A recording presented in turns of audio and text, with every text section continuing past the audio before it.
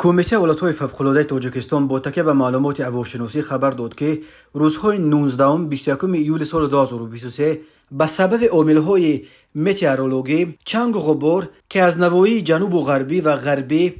به کشور وارد می شود، در شهر دوشنبه، نواحی جنوب و مرکز ولایت ختلان، ناحیه‌های تابع جمهوری، ناحیه‌های جنوب و شرقی و غربی ولایت مختار کوهستان بدخشان، ناحیه‌های شمالی ولایت سوخت، افزودن آلودگی‌ها در هوا در نظر است. این به معنی است که فضای این مناطق طی 3 روز دیگر بار زیر خاکبارش خواهد ماند. خاکبارش در تاجیکستان به سبب از طرف افغانستان وزیدنش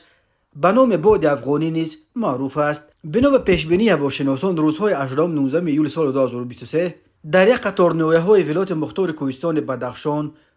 ولایت سوخت، ناحیه‌های تابع جمهوری، خطر آمدن سیل‌ها